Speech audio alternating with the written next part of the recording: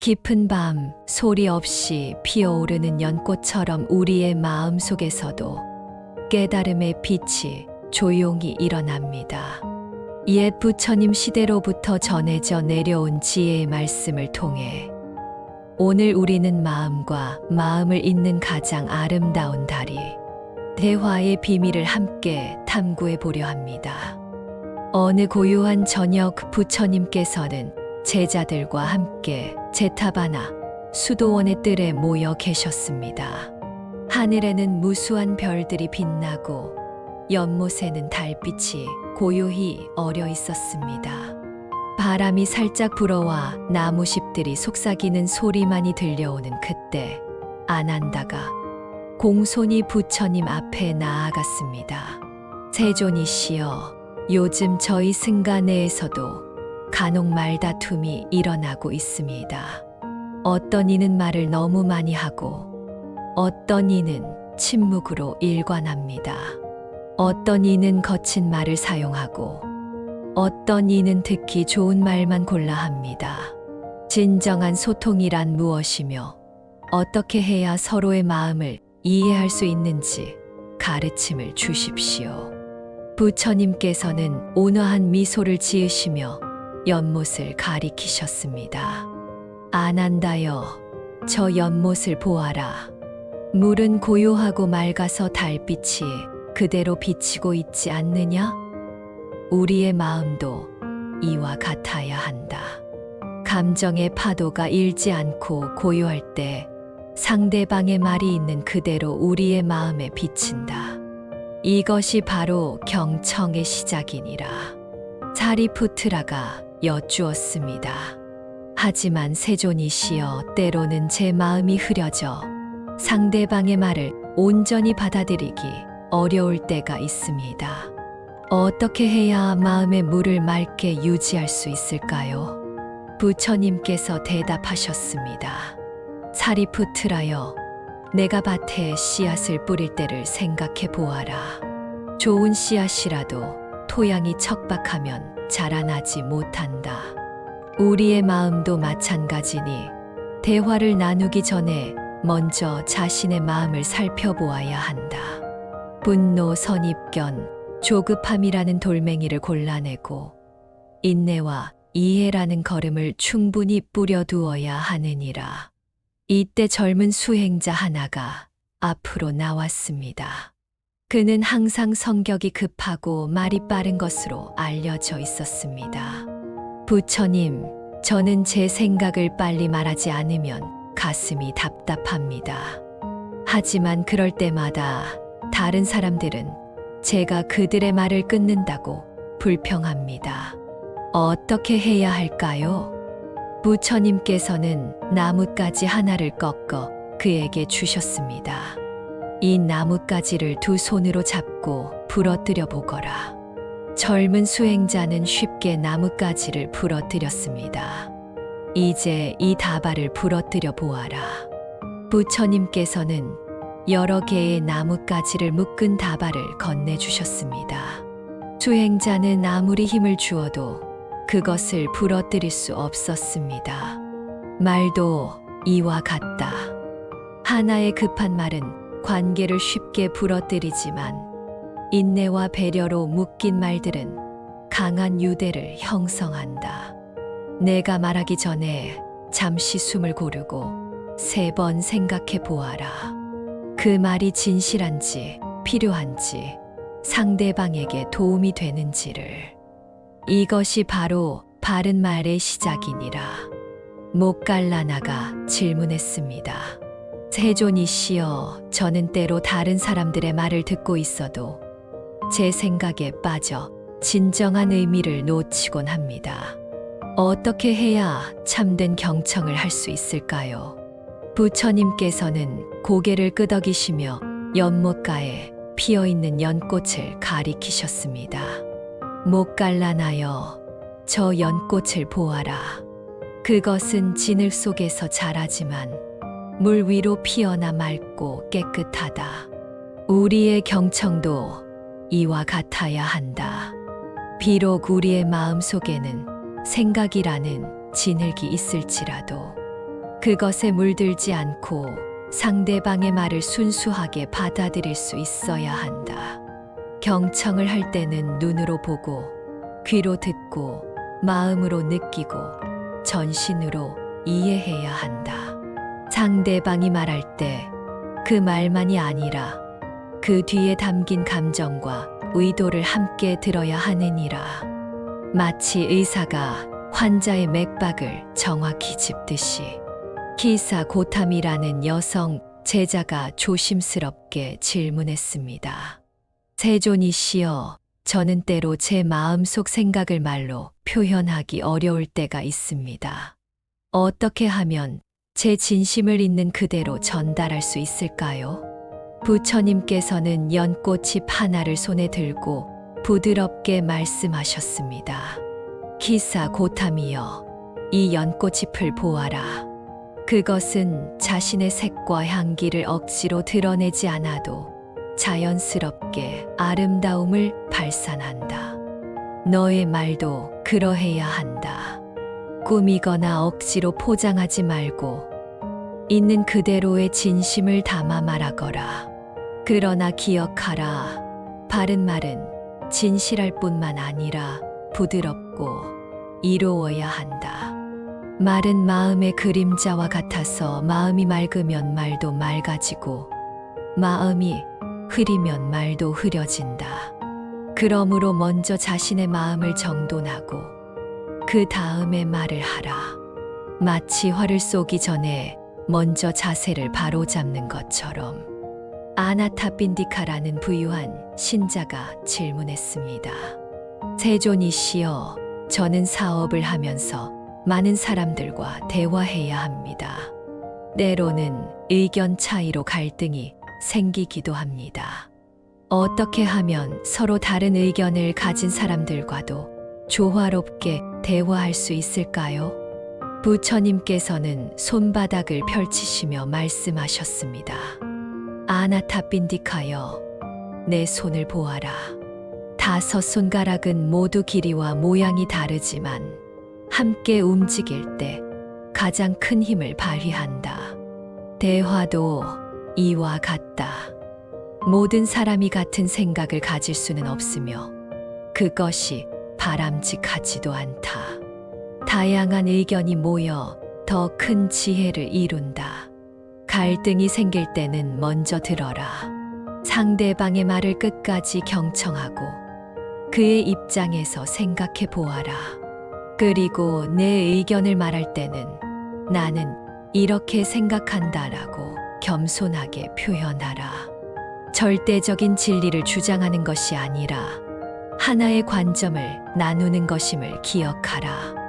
또한 말다툼이 벌어질 때는 물결이 잔잔해질 때까지 기다리는 지혜가 필요하다. 감정이 격해졌을 때 한 말은 활에서 떠난 화살과 같아서 되돌릴 수 없느니라. 차열한 수행자 우팔리가 여쭈었습니다. 세존이시여, 저는 진리를 수호하기 위해 때로는 강한 어조로 말해야 할 때도 있다고 생각합니다. 어떻게 해야 강함과 부드러움의 균형을 맞출 수 있을까요? 부처님께서는 수행자에게 물병을 건네셨습니다. 이 물병을 너무 세게 잡으면 어떻게 되겠느냐? 깨질 수도 있습니다. 세존이시여. 그렇다면 너무 약하게 잡으면 떨어뜨릴 수 있습니다. 그렇다. 말의 강도도 이와 같이 적절해야 한다. 너무 강하면 관계가 깨지고 너무 약하면 메시지가 전달되지 않는다. 상황과 대상에 맞게 말의 강도를 조절하는 것이 지혜니라. 그러나 기억하라, 우팔리여. 강한 메시지도 자비로운 마음에서 나와야 한다. 마치 의사가 환자의 상처를 치료하기 위해 때로는 아픔을 주더라도 그것은 궁극적인 치유를 위함이어야 한다. 이때 젊은 비군이 담마디나가 질문했습니다. 세존이시여, 말을 많이 하는 사람들 사이에서 제 의견을 어떻게 전달해야 할까요? 저는 자주 목소리를 내기 어렵습니다. 부처님께서는 그녀에게 작은 종을 건네셨습니다. 단마디나여, 이 종을 울려보아라. 단마디나가 종을 울리자 맑은 소리가 퍼졌고 모든 사람들이 귀를 기울였습니다. 보라, 종소리는 크지 않아도 맑고 순수하기에 모든 이의 주의를 끈다. 내 말도 그러해야 한다. 많은 말보다는 의미 있는 침묵으로, 그리고 때를 알아내는 적절한 한마디의 말로 진정한 소통을 이룰 수 있느니라. 또한 말하기 전에 적절한 때를 기다릴 줄 알아야 한다. 마치 농부가 씨앗을 심기에 알맞은 계절을 기다리듯이. 그리고 침묵도 대화의 일부임을 기억하라. 때로는 말하지 않음으로써 더 많은 것을 전달할 수 있느니라. 라훌라가 여쭈었습니다. 부처님, 저는 때로 다른 사람들이 저의 말을 오해할 때가 있습니다. 어떻게 하면 오해 없이 제 뜻을 정확히 전달할 수 있을까요? 부처님께서 미소 지으셨습니다. 라훌라야, 내게 손가락으로 달을 가리켜 보아라. 라훌라는 손가락으로 하늘의 달을 가리켰습니다. 이제 다른 사람들이 무엇을 보게 될지 생각해 보아라. 어떤 이는 달을 볼 것이고 어떤 이는 내 손가락만을 볼 것이다. 대화도 이와 같다. 우리가 말로 표현하는 것은 단지 진실을 가리키는 손가락일 뿐, 진실 그 자체는 아니다. 오해를 줄이기 위해서는 먼저 상대방의 이해 수준과 관점을 고려해야 한다. 그리고 중요한 내용은 다양한 방식으로 반복해서 설명하라. 마치 다양한 방향에서 달을 가리키듯이. 또한 말한 후에는 제 말이 어떻게 들렸습니까? 라고 물어보는 지혜가 필요하다. 수행자 중에 바쿨라라는 이가 있었습니다. 그는 침묵을 좋아하고 말수가 적기로 유명했습니다. 세존이시여, 저는 말보다 침묵을 더 편하게 느낍니다. 그러나 때로는 이것이 다른 사람들과의 관계에 장애가 되기도 합니다. 침묵과 대화 사이의 균형을 어떻게 찾을 수 있을까요?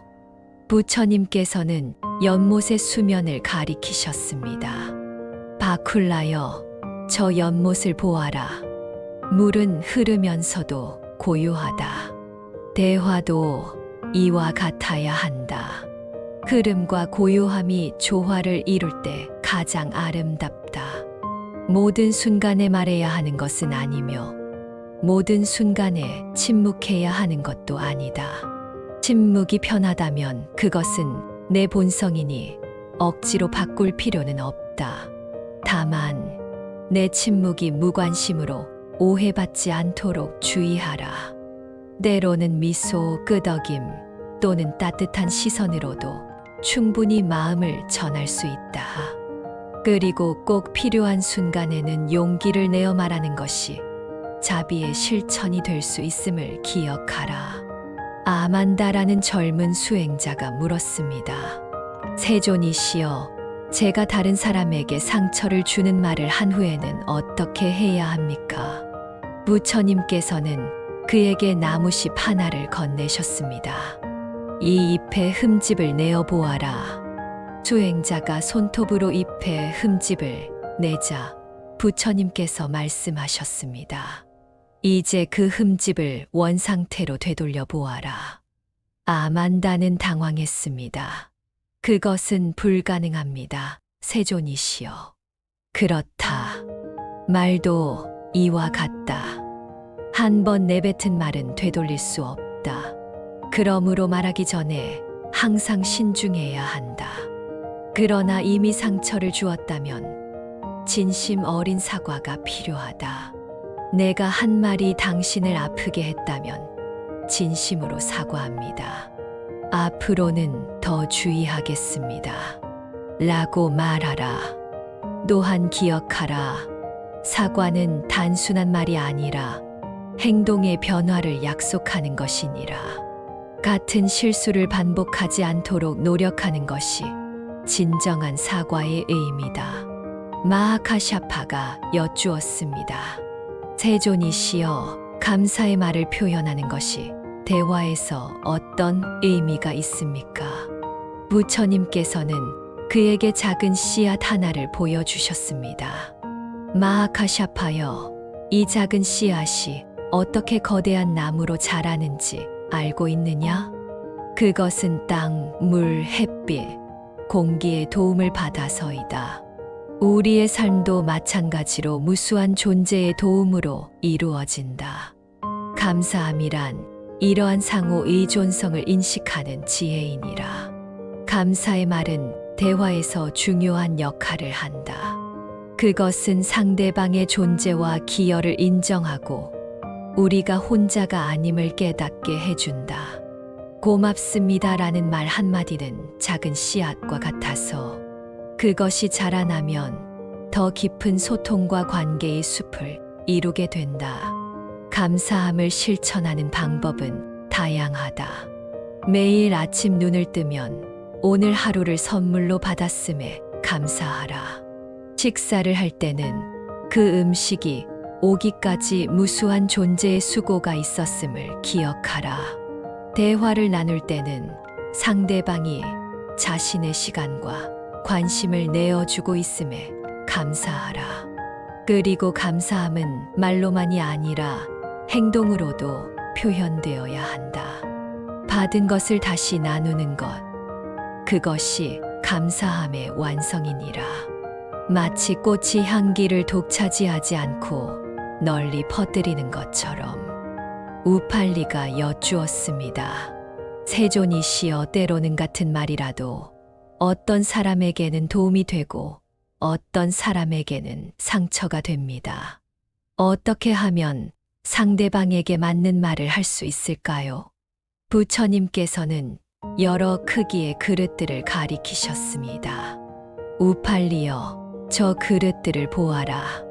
그것들은 모두 다른 크기와 모양을 가지고 있다. 물을 담을 때도 각자의 용량에 맞게 담아야 한다. 말도 이와 같다. 같은 진리라도 상대방의 이해력과 상황에 맞게 전달해야 하느니라. 이것이 바로 방편이니 진리는 하나지만 그것을 전달하는 방법은 다양할 수 있다.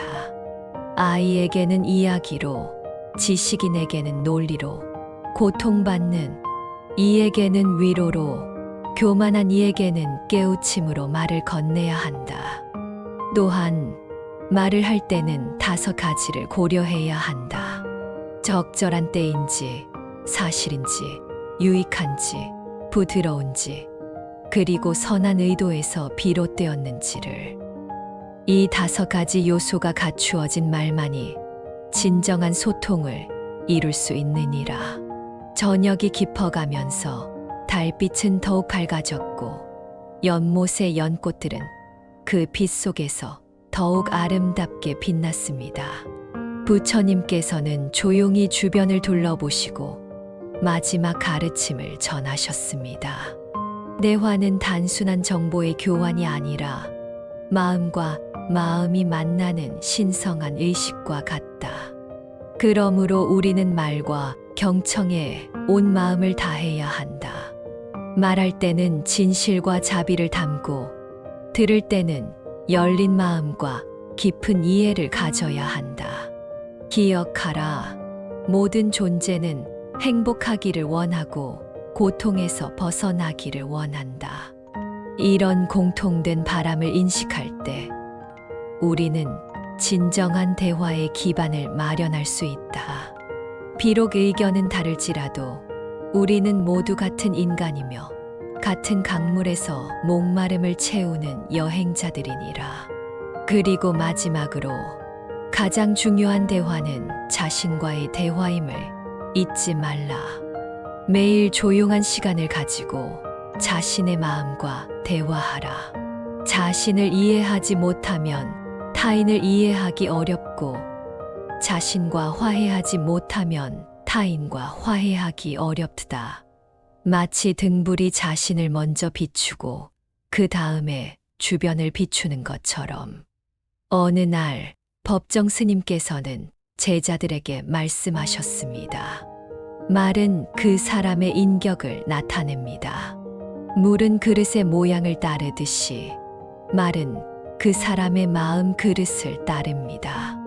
말이 거칠면 마음도 거칠고 말이 고와야 마음도 고와집니다. 진정한 대화란 서로를 알아가는 여행과 같습니다. 가끔은 길을 잃기도 하고 때로는 예상치 못한 풍경을 만나기도 하지만 그 과정에서 우리는 서로를 더 깊이 이해하게 됩니다. 한 제자가 여쭈었습니다. 스님, 현대 사회에서는 SNS와 같은 매체를 통해 소통하는 경우가 많습니다. 이런 환경에서도 바른 대화를 실천할 수 있을까요?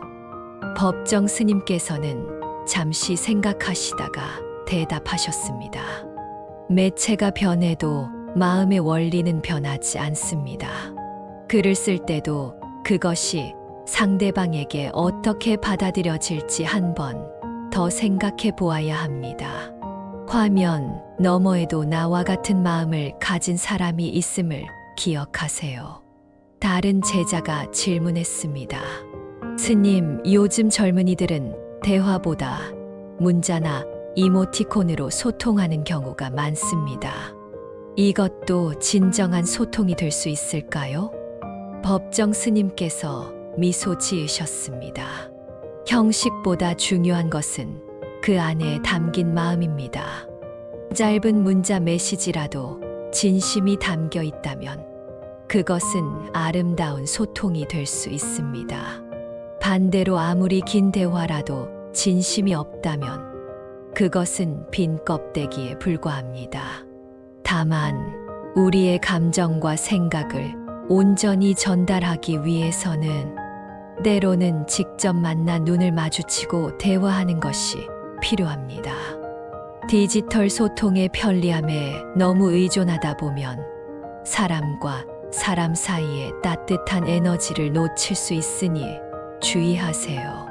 또 다른 제자가 여쭈었습니다. 스님, 가족 간에도 대화가 단절되는 경우가 많습니다. 어떻게 하면 가정에서 소통을 회복할 수 있을까요? 법정 스님께서는 찻잔에 차를 따르시며 대답하셨습니다. 가정은 대화의 첫 학교입니다. 많은 사람들이 바쁘다는 이유로 가족과의 대화를 소홀히 하지만 그것은 마치 목마르면서도 물을 마시지 않는 것과 같습니다. 먼저 함께하는 시간을 의식적으로 만들어야 합니다. 식사 시간에는 모든 전자기기를 멀리하고 서로의 눈을 바라보며 대화하세요. 일상의 작은 일들, 기쁨과 고민을 나누는 것이 중요합니다. 또한 가족 간의 대화에서는 판단하지 않고 들어주는 자세가 필요합니다. 특히 자녀의 말은 어리석게 들릴지라도 끝까지 경청해 주어야 합니다. 그것이 자녀에게 안정감과 신뢰를 줍니다. 그리고 감사의 말을 자주 표현하세요. 고맙다, 사랑한다, 내가 있어 행복하다와 같은 말들은 가족 간의 유대를 강화합니다. 마치 정원에 물을 주듯이 관계도 따뜻한 말로 가꾸어야 합니다. 한 젊은 수행자가 물었습니다. 스님, 때로는 침묵이 더 좋은 대화가 될 수도 있나요? 법정 스님께서는 고개를 끄덕이셨습니다. 그렇습니다.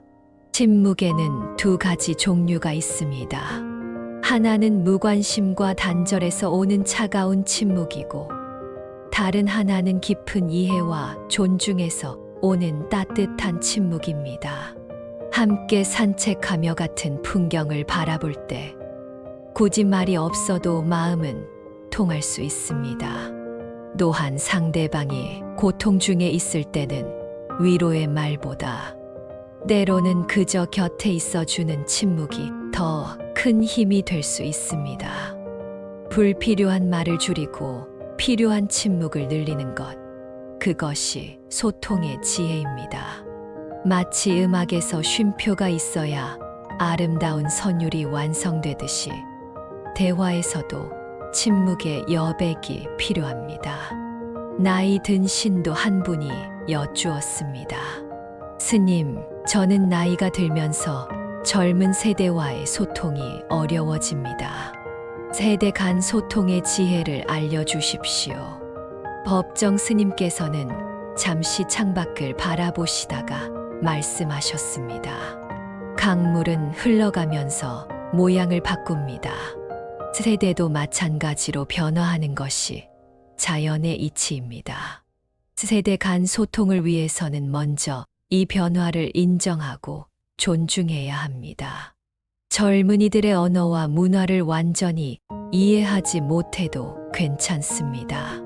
중요한 것은 그들의 말을 판단하지 않고 들으려는 태도입니다. 내 때는 그렇지 않았다라는 말보다는 요즘은 어떻게 생각하니? 라고 물어보세요.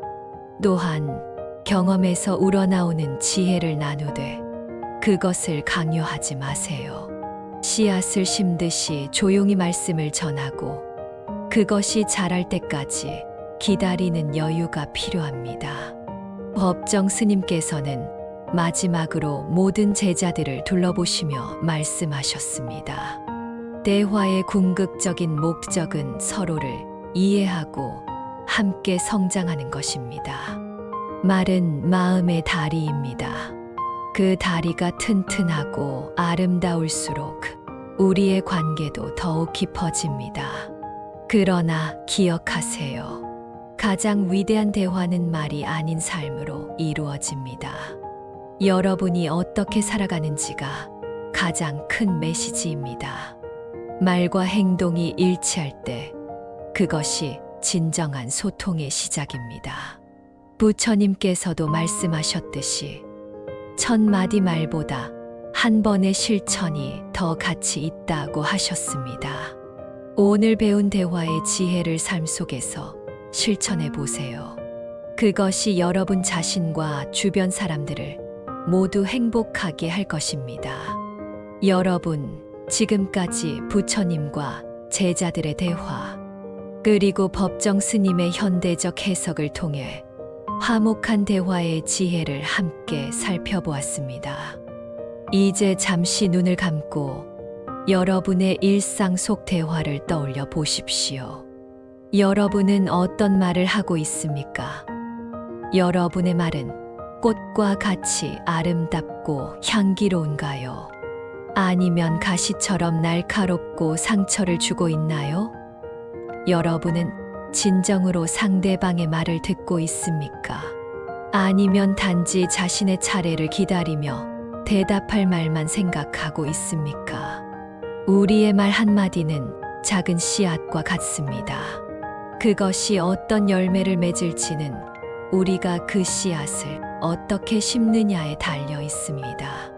오늘부터 여러분의 말에 더 많은 관심과 정성을 쏟아보세요. 아침에 일어나 가족에게 건네는 첫 인사부터 직장에서 동료와 나누는 대화, 저녁에 만나는 친구와의 대화까지 모든 순간이 소중한 소통의 기회입니다. 마지막으로 감사함을 표현하는 습관을 들이세요. 오늘 여러분에게 미소 지어준 사람, 도움을 준 사람, 함께 시간을 보낸 사람들에게 진심 어린 감사의 말을 전해보세요. 그 작은 실천이 여러분의 관계를 더욱 깊고 풍요롭게 만들 것입니다. 부처님께서 연꽃을 통해 가르치셨듯이 우리의 말도 연꽃처럼 진을 속에서도 맑고 아름답게 피어날 수 있습니다. 비록 세상은 혼탁하고 소통은 어려울지라도 우리의 마음가짐과 노력에 따라 모든 대화는 깨달음과 화합의 기회가 될 수 있습니다. 지금 이 순간부터 여러분의 모든 말의 자비와 지혜를 담아보세요. 그리고 모든 경청에 열린 마음과 깊은 이해를 더해보세요. 그것이 바로 부처님께서 가르치신 바른 말과 경청으로 소통하기에 참된 의미입니다. 이제 여러분의 일상으로 돌아가 이 가르침을 실천해 보세요. 여러분의 한마디 말이 누군가에게 희망이 되고 여러분의 따뜻한 경청이 누군가에게 위로가 될 것입니다.